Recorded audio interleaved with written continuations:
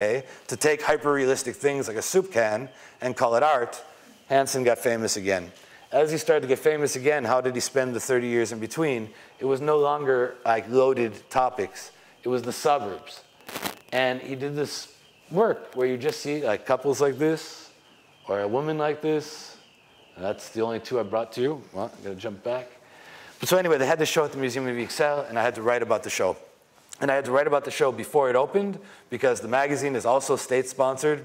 So they had a deal with the museum who's state-sponsored, and they wanted to have the article before the show came out to tease about it.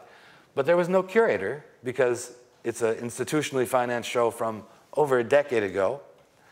And you can't speak to the artist, and you can't see the work.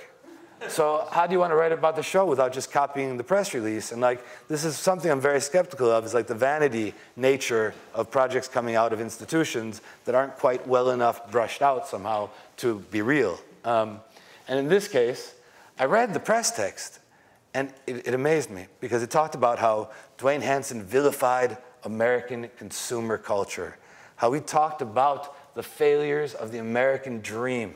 And I think it's because there's a lot of fat people in it. I think this was like a European prejudice. I'm not sure, but like I try to understand it because they're hyper-realistic, and there are people in the suburbs, and there's a doctor, and there's old couples, and there's students, and there's children, and there's cleaning ladies, and there's all kinds of people. And then I'm reading this text which calls them like desperate and lonely and far from success, and I'm thinking, I grew up around these people. Fuck you. How do you know? Where are these judgments coming from? Because they're not coming from the artist.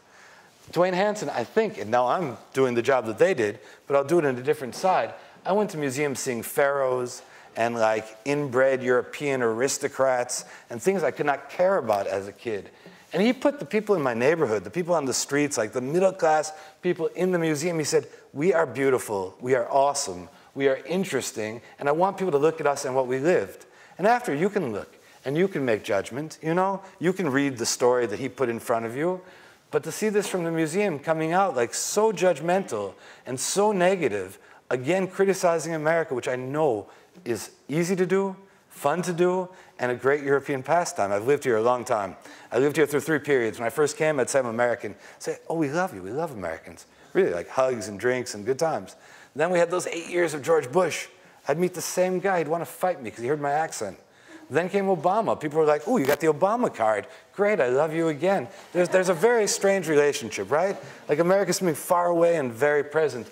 And I think a show like that is very interesting because it makes it even more present. Anyway, I lost the point a little bit.